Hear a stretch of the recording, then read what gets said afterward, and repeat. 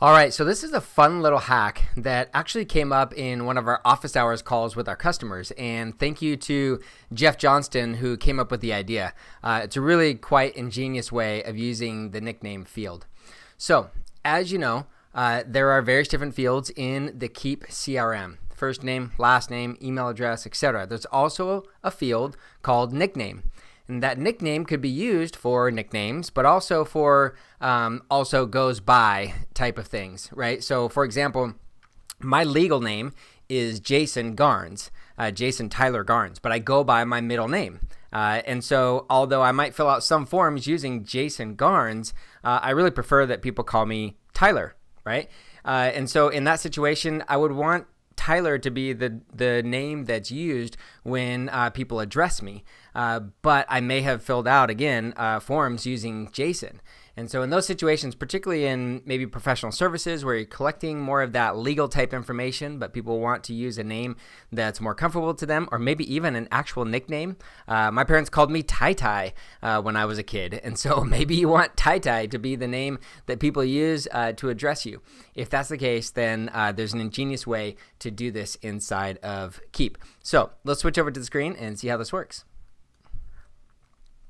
All right, so first we're looking at my contact record here. So obviously I've got Tyler Garnes in here as my name, and that's the first and last name.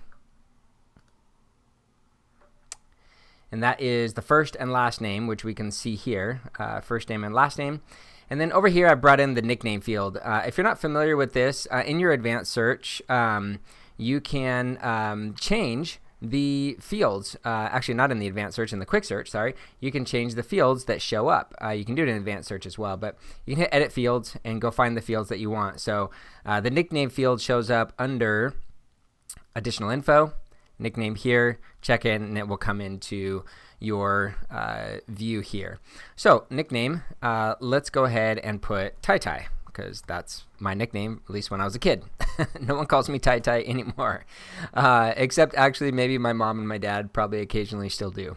So anyways, I've got a nickname in there. And what we want here is that when there is not a nickname, we want it to default to the first name. You may know that inside of Keap, there are some default merges. Okay, so let's go into our marketing settings, and we'll go into our template defaults, and we'll go into our contact template defaults.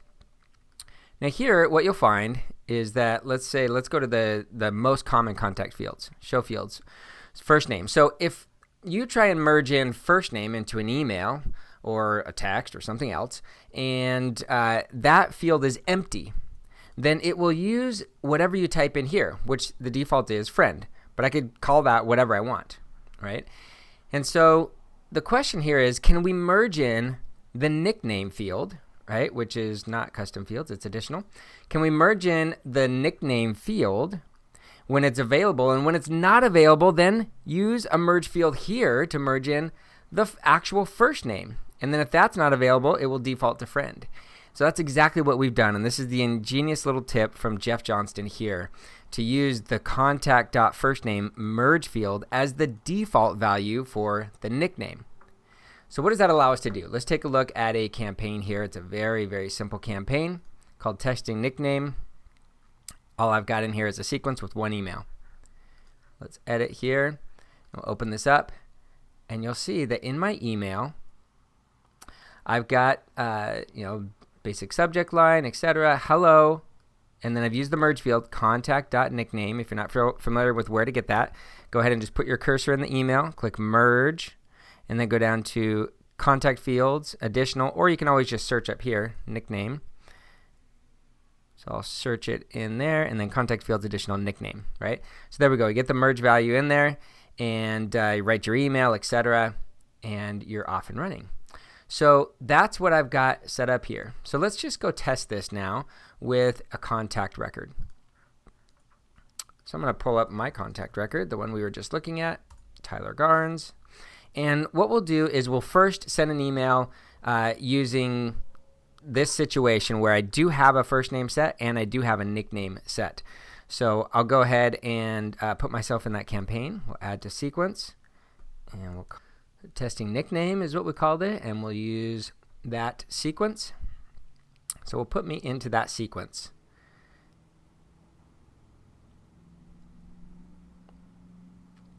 And now we'll wait just a sec for that email to send, and we'll pull up my email here.